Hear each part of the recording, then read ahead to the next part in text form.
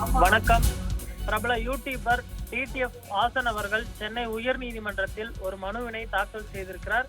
தனக்கு லைசன்ஸ் வழங்க வேண்டும் என்றும் தற்பொழுது அவர் இந்த மனுவை தாக்கல் செய்திருக்கிறார்.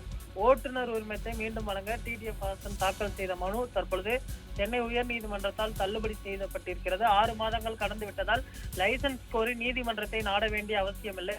சம்பந்தப்பட்ட அதிகாரிகளை நாடினால் போதும். ஆபத்தான விதத்தில் வாகனம் ஓட்டியதால் ரத்து செய்யப்பட்ட அந்த வாகன ஓட்டுநர் உரிமத்தை மீண்டும் வழங்க வேண்டும் என்று கோரி தற்பொழுது உயர் நீதிமன்றத்தில் அவர் தாக்கல் செய்த மனு தள்ளுபடி செய்யப்பட்டிருக்கிறது.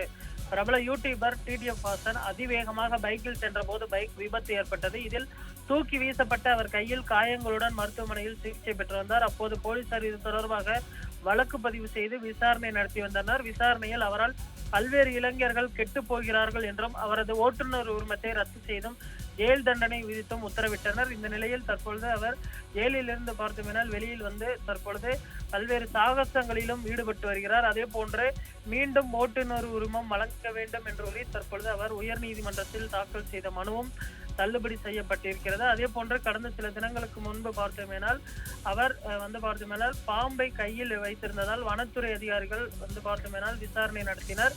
அதுவும் சர்ச்சையை கிளப்பிய நிலையில் தற்பொழுது பல்வேறு சர்ச்சைகளிலும் தொடர்ந்து சிக்கி வருபவர் டிடிஎஃப் வாசன் அவர்கள் இந்த முறை அவர் லைசன்ஸ் கோரி உயர் நீதிமன்றத்தை அணுகிய நிலையில் உயர் நீதிமன்றம் அவருக்கு அந்த மனுவை தள்ளுபடி செய்து சம்பந்தப்பட்ட போக்குவரத்து துறை அதிகாரிகளை அனுப்புவதற்கு தற்பொழுது அறிவுறுத்தல் கொடுக்கப்பட்டிருக்கிறது.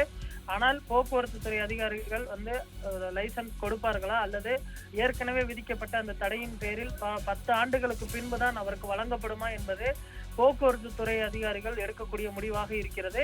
ஆனாலுமே கூட அவருக்கு லைசன்ஸ் கொடுக்க கூடாது என்பதுதான் பல்வேறு தரப்பினருடைய கோரிக்கையாக இருக்கிறது.